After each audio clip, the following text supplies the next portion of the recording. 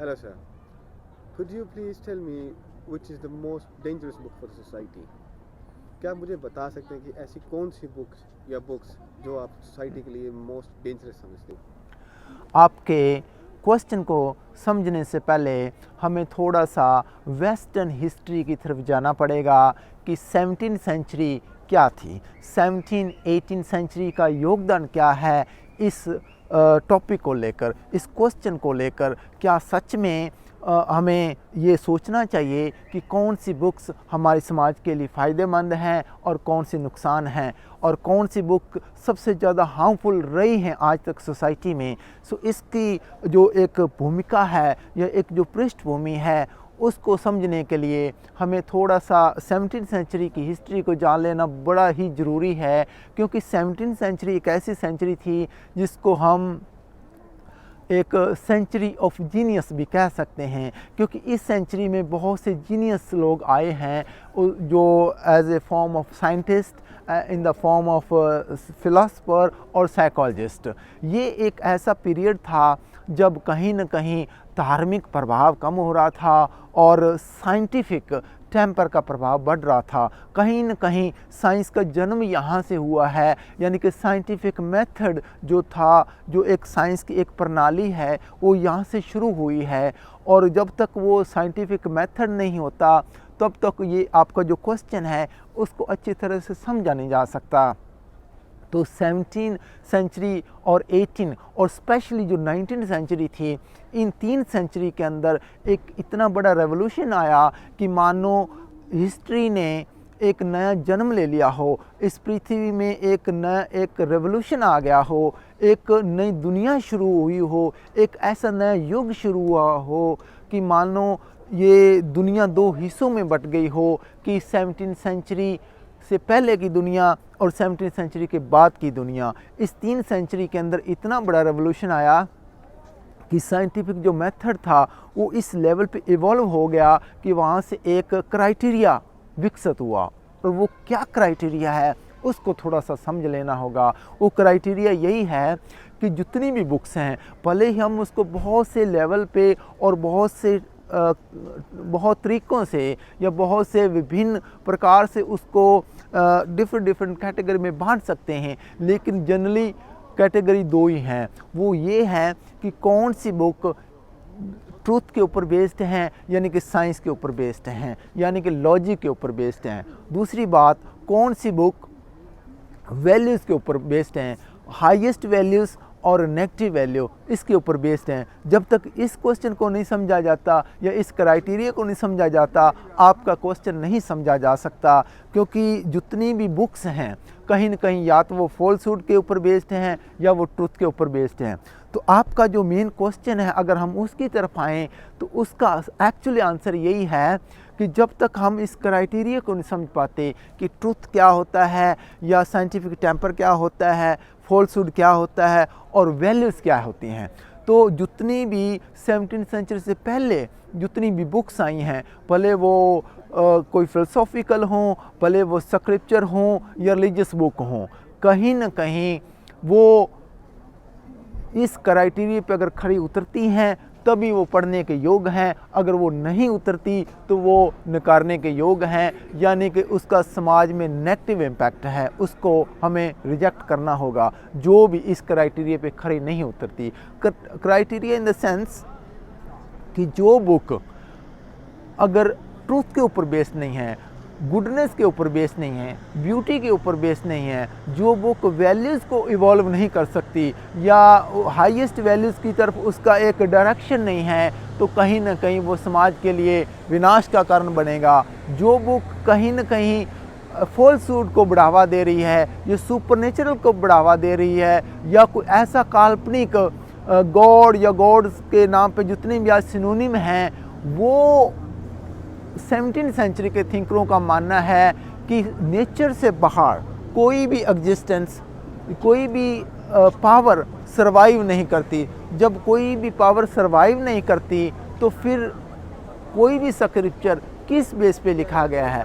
If God doesn't have any existence, तो फिर ये बात करना कि son of God, the messenger of God और कोई ऐसे ही अनाप शनाप बातें करना, ये कहीं न कहीं वेस्टर्न थिंकरों ने ऐसा बिल्कुल मना किया और इसको नकारा है। तो जितनी भी स्क्रिप्चर हैं या धार्मिक किताबें हैं, कहीं न कहीं उसका बेस फॉल्सहुड है, कहीं न कहीं उसका बेस कहीं न कहीं उसका हिपोक्रेसी रहा है, मन घटत ऐसी कहानियाँ कढ़ी गई हैं जो साइंस के अगेंस्ट है, जो इवोल्यूशन के अगेंस्ट है, जो डायरेक्शन ऑफ नेचर के अगेंस्ट है। तो हमको इस लेवल से ऊपर उठना पड़ेगा। तो 17, 18, 19 सेंचुरी के जितने भी थिंकर, उनका ये मानना था कि अगर ह्यूमन स्पीशीज़ ने सर्वाइव करना है तो एक तरफ यहाँ पे हमें साइंटिफिक टेम्पर की ज़रूरत है, वहीं पे वैल्यूज़ की ज़रूरत है। जैसे ही वैल्यूज़ पॉजिटिव डायरेक्शन की तरफ बढ़ती जाएंगी और एक हाईएस्ट लेवल की वैल्यूज़ बनती जाएंगी, तभी ह्यूमन स्पीशीज सर्वाइव कर सकती हैं, वरना नहीं कर सकती।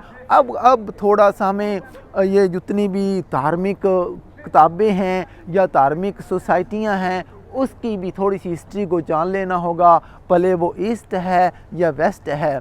कहीं न कहीं जितनी भी फ़िलॉसफी पनपी है या धार्मिक किताबें जितनी भी विकसित हुई हैं या लिखी गई हैं, कहीं न कहीं पहली बात तो वो मेल डोमिनेटेड थी। All the scriptures are men written, none is written by lady और द वुमन। पहली बात तो ये है। दूसरी बात ये है कि जितनी भी धार्मिक किताबें लेस और मोर, कम या ज़्यादा, वो कहीं न कहीं ह्यूमन स्पीशीज़ या ह्यूमन राइट्स के अगेंस्ट थी, वीमी राइट्स के अगेंस्ट थी, वो कहीं न कहीं एनिमल वर्ल्ड के ख़िलाफ़ थी, कहीं न कहीं वो प्लांट वर्ल्ड को बर्बाद करने वाली फ़िलासफ़ी थी, और कहीं न कहीं ये जो जितनी भी उनकी एक्टिविटीज़ थी या उनके जो भी एक सिस्टम था कोई पूजा पाठ का, वो फिजिकल वर्ल्ड के लिए बड़ा ही नुकसान और हार्मफुल साबित हुआ है।